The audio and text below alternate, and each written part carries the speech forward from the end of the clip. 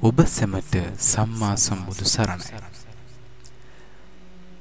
මාතර වේරහේන පූර්වාරාම රජමහා විහාරස්ථානයේ දේශීය මෙන්ම විදේශීය බෞද්ධ අබෞද්ධ ජනතාවගේ ගෞරවාදරයට පාත්‍ර වූ පූජා භූමියක්.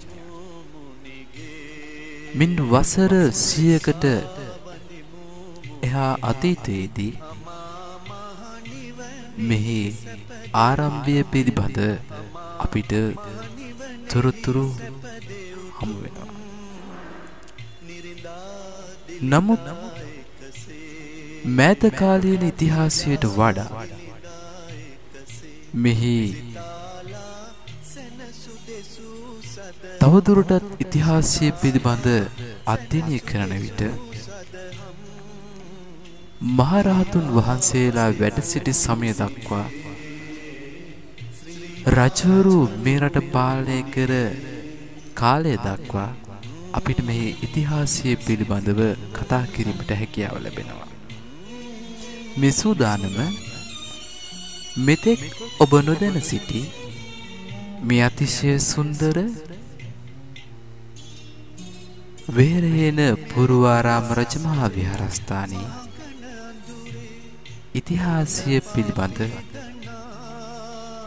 ඔබ හමුවේ කරුණු ඉදිරිපත් කිරීමට මෙහි නිර්මාතෘවරයාණන් වහන්සේ වශයෙන් අපේ ගෞරවයට පාත්‍ර වන්නේ කොට්ටේ ශ්‍රී කල්යාණී සමග්‍රී ධර්ම මහා සංඝ සභාවේ අනුනායක අතිපූජ්‍ය පරවෑර රේවත මහානායක හාමුදුරන් වහන්සේ, මාතර මහා මන්තින්ද පරිවේනාධිපති භාදීපසිංහ, බැදිකම ශ්‍රී රතනපාල ගෞරවනීය නායක මාහිමිපාණන් වහන්සේගේ ශිෂ්‍ය භික්ෂුන් වහන්සේ නමක් වන පරවැහැ රේවත හාමුදුරුවෝ මේ ස්ථානයට වැඩමවන විට මෙතරම් දියුණු මෙතරම් සුවිසල් විහාර මන්දිරයක් මේ ස්ථානයේ තිබුණේ නැහැ. මේ වේල්ගොඩ ප්‍රදේශයේ වාසය කරපු දානපතියන් පිරිසක් එකතු වෙලා තමන්ගේ ගමට විහාරස්ථානයක තිබූ අඩුපාඩුව නිසා මේ බෝධීන් වහන්සේ සහිත අක්කර භාගී පවන භූමි ප්‍රදේශයක් මාතර මහා මන්තින්ද පරිවේනාධිපති ගෞරවනීය බැතිකම රතනපාල නායක හාමුදුරන්ට පූජා කරනවා. කාලයක් ගියත් මේ වෙහෙල්ගොඩ ප්‍රදේශයේ පූජා කරපු මේ භූමි භාගයේ විහාරයක් ඉදුණේ හෝ භික්ෂුන් වහන්සේ නමක් වැඩ වාසය කිරීමට හෝ සිදුුනේ නැහැ. ප්‍රදේශයේ ජනතාවගේ ඉල්ලීම පරිදි බැතිගම රතනපාල නායක හාමුදුරුවෝ මේ පරවැහැර රේවත තරුණ භික්ෂුන් වහන්සේ මේ ස්ථානයට පමුණුවන්නේ මෙන්න මේ අවස්ථාවක. වස් වාසය කිරීම සඳහා භික්ෂුන් වහන්සේ කෙනෙක් අපට ලබා දෙනමින් කරපු ඉල්ලීම අනුව රේවත තරුණ හාමුදුරුවෝ පැදුරකුත් බ්ලැන්කෙට්ටුවකුත් දානෙවල් දන්න පාත්‍රයකුත් ලන්තෑරුමකුත් පමණක් රැගෙන මේ වෙහෙරහේන එහෙම නැත්නම් අතීතයේ වෙහෙල්ගොඩ වශයෙන් හැඳින්වූ මේ ප්‍රදේශයට වැඩමවනවා. එසේ වැඩමවපු උන්වහන්සේ ඇතැම් දිනවල දානි පවා හරියට ලැබෙන්නේ නැහැ.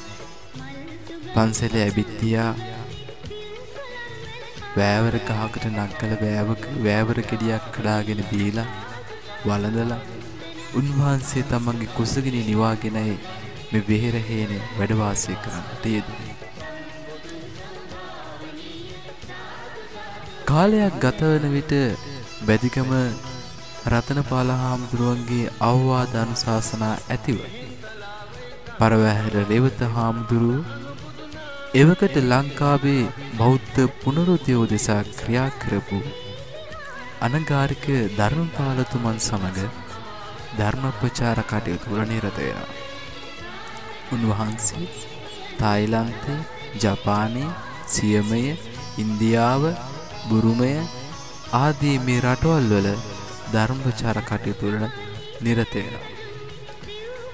ජපානයට වැඩම කරපු රේවත හාමුදුරුවෝ එහි නිර්මාණය කර තිබූ ලෝකයේ විශාලතම සැතපෙන පිළිමය වශයෙන් සැලකෙන ටෝකියෝ නුවර ඇති සැතපෙන පිළිමය දැකපු උන්වහන්සේ තමන්ගේ අතේ තිබ්බ කුඩේ අරගෙන මේ පිළිමෙ දිග මැන්න. උන්වහන්සේ තමන්ගේ තරුණ හිතේ පුංචි සිතුවිල්ලක් ඇති කරගත්තා. මාත් වෙහෙර හේනි මේ වගේ දෙයක් කරනවා. උන්වහන්සේ නැවත තම විහාරස්ථානයට වැඩම කරලා තමන්ගේ දායක සභාව රැස් කරලා මේ හිතේ තිබුණු පුංචි සිතුවිල්ල එළියට දැම්මා. මෙතරම් සුවිශාල කර්තව්‍යයක් පිළිබඳව සිතන්නටවත් නොහැකි මට්ටමේ සිටි මේ ගැමි ජනතාව උන්වහන්සේගේ මේ කතාවට hina වුණා. සමහරු නැගිටලා ගියා. නමුත් නොපුසුබට විහිරිය ඇති මේ පරවැහැර රේවත හාමුදුරුවෝ මේ කර්තව්‍ය අත්හැරියේ නැහැ. උන්වහන්සේ තනියම උදැල්ල ඇලවංගුව අරගෙන මේ වේරහෙන විහාරස්ථානය ආරම්භ කරන කටයුතු පටන් ගත්තා. මේක දැකපු ගමේ කිහිප දෙනෙක් පමණක් උන්වහන්සේට මේ කටයුත්ත කරගන්න උදව් කරා. උන්වහන්සේගේ තිබුණු මේ ධෛර්යවන්තකමට කැමති වුණු ගමේ අනෙකුත් පිරිස් කෙමෙන් එකා දෙන්න මේ විහෙරහේන විහාරස්ථානයේ කුඩනකේ මහා කර්තව්‍ය සඳහා උර දෙන්නට වුණා. තමන් ආරම්භ කරපු කටයුත්ත සාර්ථක වන බව දුටු රේවත තරුණ හාමුදුරුවෝ අනගාരിക ධර්මපාලතුමාට ලිපියකින් දැනුම් දීමක් කරනවා. අනුරාධපුර පොළොන්නරු යුග වලින් පසුව ලංකාවේ පමණක් නොවේ ලෝකයේම ඉදිකෙරෙන මේ විශාලතම සමාධි බුද්ධ ප්‍රතිමා වහන්සේට ලෝකයේ ප්‍රථම වතාවට ඉදිකෙරෙන උමං විහාරයේ සහිත බුද්ධ මන්දිරයටත් මුල්ගල් තබන්න පැමිණෙනමින් ආරාධනාවක් ඇතිව. මේ ආරාධනාවට පැමිණි අනගාരിക ධර්මපාලතුමන් එතුමාගේ කතාවේදී මෙන්න මෙහෙම දෙයක් කියනවා. හාමුදුරුවනේ මේ වැඩේ නම් මේ ඉතිහාසයේ නොකිරිච්ච අසත්දෘශ්‍ය කර්තව්‍යයක්. හැබැයි හාමුදුරුවනේ මේ ගම නොදියුණු වෙච්ච එක මේකට ලොකු බාධාවක් කියලා. මේ කිසිදු කතාවකින් හෝ කිසිදු බාධාවකින් මේ තරුණ රේවත හාමුදුරුවන්ගේ චිත්ති ධෛර්යය බිඳ වැටුනේ නැහැ. උන්වහන්සේ මේ ආරම්භ කරපු කර්තව්‍ය පිළිබඳව ලංකාවාසී ලෝකවාසී බෞද්ධ අබෞද්ධ ජනතාව දැනුවත් කරන්නට වුණා. මේ විහාරස්ථානය දකින්න වැඳ පුදා ගන්න බලන්න පැමිණෙන පිරිස් විහාරස්ථානයේ මේ කටයුතු වෙනුවෙන් තමන්ගේ ශ්‍රම දායකත්වය සම්පත් දායකත්වය ලබා දුන්නා. 1939 මාර්තු 5 වෙනිදා අනගාരിക ධර්මපාලතුමාගේ පින්බර සුරතින් මේ වෙහෙරහේන පූර්වාරාම රජමහා විහාරස්ථානයේ ආරම්භක කටයුතු සනිටුහන් කරවනු ලැබුවා. එතනින් ආරම්භ වූ මේ කටයුතු වර්ෂ 1968 වන තෙක් අතිපූජනීය පරවැහැර රේවත අනුනායක මාමිපාණන් වහන්සේගේ අනුශාසන ඇතිව උන්වහන්සේගේ මූලිකත්වයෙන් සිදු කෙරුණා.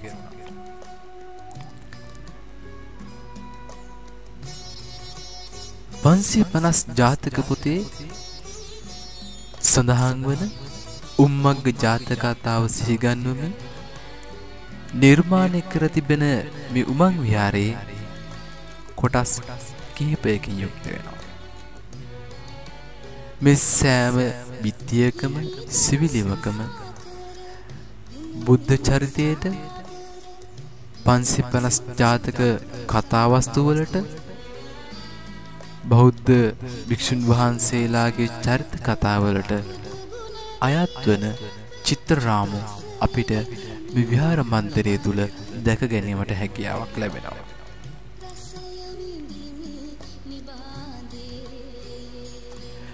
එවකට ලංකාවේ සුප්‍රසිද්ධ චිත්‍ර ශිල්පියෙකු ඇම්සාර්ලිස් මහතා මේ වෙහෙරේන විහාරස්ථානයේ ඉදිකෙරෙනු විසුවිසල් බුද්ධ ප්‍රතිමාවේ ප්‍රධාන නියමුවන් හැටියට කටයුතු කරපු බවට තොරතුරු සඳහන් වෙනවා. සාරිපුත්‍ර සම්ප්‍රදාය නම් වූ ප්‍රතිමා නෙලීමේ කලාවට අනුව සම්ප්‍රදායට අනුව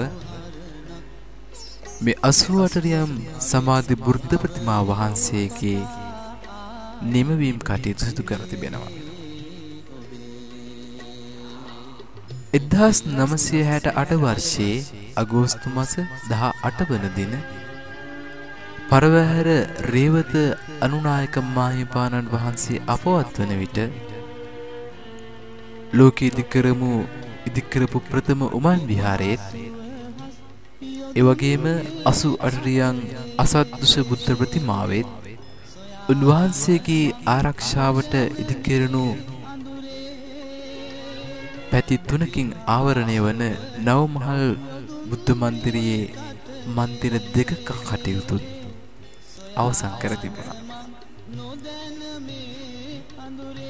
තමන් මේ ආරම්භ කරපු කටයුත්ත මින් ඉදිරියට ගෙන යන්නට ශක්තියක් ඇති පුද්ගලයෙකු නැතයි සිතපු රේවත හාමුදුරුවෝ උන්වහන්සේගේ ජ්‍යෙෂ්ඨ ශිෂ්‍යවරයාණන් වහන්සේ කැඳවා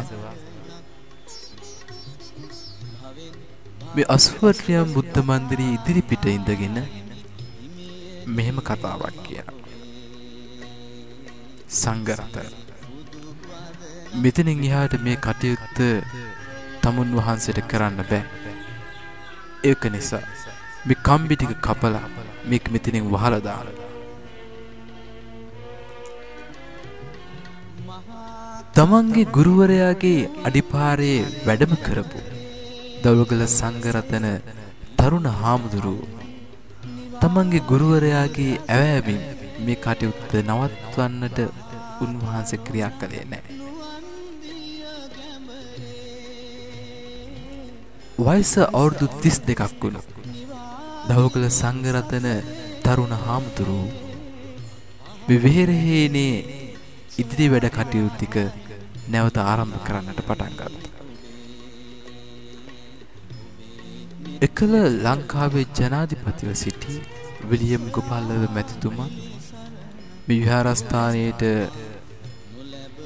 ගෙන්වාගෙන එතුමන් ඇතුළු සදහවත් බෞද්ධ පිරිසකගේ දායකත්වයෙන් මුල්ගල් දහසක් සිටුවලා මේ විහාරස්ථානයේ කටයුතු නැවත ආරම්භ කරන්නට යෙදුණා.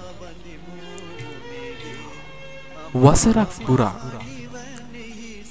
සිවිලි පිරිත සජ්ජායනා කරමින් සිවිලි මහරහතන් වහන්සේගේ ඒ උතුම් වූ ආශිර්වාදයේ බුද්ධ රත්නේ ධම්ම රත්නේ සංඝ රත්නේ ආශිර්වාදය ලබා ගනිමින් මේ වෙහෙරේන විහාරස්ථානයේ කටයුතු ඉදිරියට ගෙන යාමට බුදු වහන්සේ කටයුතු කළා. වන්දනාවේ පැමිණුණු සදහැවතුන්ගේ පහසුව සඳහා මුන්වහන්සේ විසින් ශ්‍රී රේවත විශ්‍රාම ශාලාව නම් මහල් 4කින් යුක්ත විශ්‍රාම ශාලාවක් එවැගේම ප්‍රදේශවාසී සෑම දෙනාගේ ආගමික කටයුතු සමාජික කටයුතු සිදු කර ගැනීම සඳහා සුවිසල් ධර්මශාලාවකුත් දොළුගල සංඝරත්න නායක හාමුදුරන් වහන්සේ විසින් නිර්මාණය කරන්නට යෙදුණා.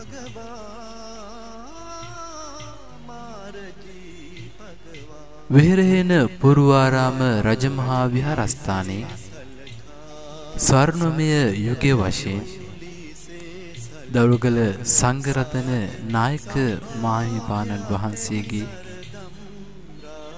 අධිපතිත්වය දරූ කාලය අපිට සඳහන් කරන්නට පුළුවන්.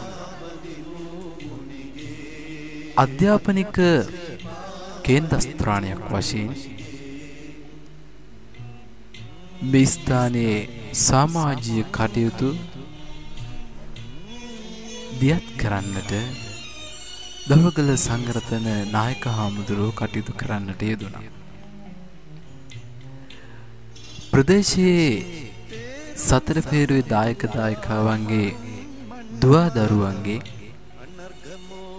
දහම් පිපාසය සංසිඳවන්නටත් චරිතවත් බෞද්ධ පුරවැසියන් රටට දායාද කිරීමේ අරමුණින් ශ්‍රී රේවත දහම් පාසල එමෙන්ම බෞද්ධ භික්ෂුන් වහන්සේගේ අධ්‍යාපනය නගා සිටුවීමට සාමණේර භික්ෂුන් වහන්සේලා උදෙසා ශ්‍රී රේවත පිරිවෙනත් දොළුගල සංඝරත්න නායක හාමුදුරන් වහන්සේ විසින් ආරම්භ කරන්නට යෙදුණා. වර්තමානයේ වන විට ශ්‍රී රේවත පිරිවෙනේ ඉගෙනීම ලැබූ භික්ෂුන් වහන්සේලා විශාල පිරිසක් වර්තමානයේ වන විට දේශීය විදේශීය වශයෙන් ධර්ම ප්‍රචාරය කිරීමේ කටයුතු වල නිරත වෙනවා. මාතර විහරේන පුරුවාරාම රජමහා විහාරස්ථානයේ ආදිකත්රුවර පරවැහැර රේවත නායක හාමුදුරන් වහන්සේගේ ශිෂ්‍ය භික්ෂුන් වහන්සේ නමක් වන නැදිමාල ඇන්ඩර්සන් පාරේ බෞද්ධ සංස්කෘතික මධ්‍යස්ථානාධිපති අතිපූජ්‍ය කිරම විමලජෝති නායක හාමුදුරන් වහන්සේ තම ගුරුවරයන් වහන්සේගේ අලිපාරේ ගමන් කරමින් රටට ලෝකයට සුවිශාල සමාජ මෙහෙවරක් කරන භික්ෂුන් වහන්සේලා නමක් වශයෙන් පෙන්වා දෙන්නට පුළුවන්. 2001 වර්ෂයේදී දෙසැම්බර් 28 වැනි දින දොළුගල සංඝරත්න නායක හාමුදුරන් වහන්සේ අපවත් වන විට මෙන්නව මහල් බුද්ධ මන්දිරයේ මන්දිර 6ක කටයුතු සිව් මහල් විශ්‍රාම ශාලාවේ කටයුතු ධර්මශාලාවේ කටයුතු අවසන් කර තිබුණා. උන්වහන්සේගේ අපවත් වීමෙන් අනතුරුව මෙහි අධිපති ධූරයට පත් අතිපූජ්‍ය කොට්ටේ ශ්‍රී කල්යාණී සාමග්‍රී ධර්ම මහා සංඝ සභාවේ දක්ෂිණ විහාර පාර්ශවයේ ප්‍රධාන සංඝනායක විශ්ව කීර්ති ශ්‍රී ප්‍රවචනාලංකාර ශාස්ත්‍රපති අතිපූජ්‍ය කෑගල්ලේ රතනසාර නායක මාහිමිපාණන් වහන්සේ විවේරහේන විහාරස්ථානයේ ඉදිරි කටයුතු වර්තමානයේ වන විට දියත් කරමින් පවතිනවා. විශ්වවිද්‍යාල අධ්‍යාපනය නිම කළ කෑගල්ලේ රතනසාර නායක හාමුදුරුවෝ ජපානය, ඇමරිකාව, ඉන්දියාව, චීනය, රුසියාව ආදී විදේශීය රටවල සංචාරය කරමින් ධර්ම ප්‍රචාර කටයුතු කටයුතු වල මෙන්ම සමාජ සේවා කටයුතු වලද මුන්වහන්සේ නිරත වුණා. 1995 වර්ෂයේදී ජපානයේ ඔබමම සංවිධානයේ සමාජිකයින්ගේ ආධාරෝපකාර ඇතිව මාතර කැකණවිල ප්‍රදේශයේ ඔබමම ළමා ගම්මානයේ නමින් පිරිමි දරුවන් වෙනුවෙන් ළමා නිවාසයක් ආරම්භ කිරීම උන්වහන්සේ ලංකාවේ සිදු කළ සමාජ සේවා අතර කැපී පෙනෙන සමාජ සේවා කටයුත්තක් වශයෙන් පෙන්වා දෙන්නට පුළුවන්. වර්තමානයේ විහාරස්ථානයේ වැඩ වාසය කරමින් අධ්‍යාපනික කේන්ද්‍රස්ථානයක් වශයෙන් සංස්කෘතික මධ්‍යස්ථානයක් වශයෙන් බෞද්ධ ලෝකවාසී සෑම දෙනාට ධර්ම සම්භාරයක් ලබා දීමේ අරමුණින් දියත් කිරීමට යෝජිත ව්‍යාපෘති කිහිපයක් අපට දැක ගන්න ලැබෙනවා. ශ්‍රී ලංකාවේ ඉතිහාසය පිළිබඳව අධ්‍යයනය කරන විට අපට හමු වන අනුරාධපුර, පොළොන්නරුව, ජාපහුව, කුරුණෑගල, දඹදෙණිය, කෝට්ටේ ආදී යුගවල නිර්මාණය කරනු ලබන නිර්මාණය කෙරුණු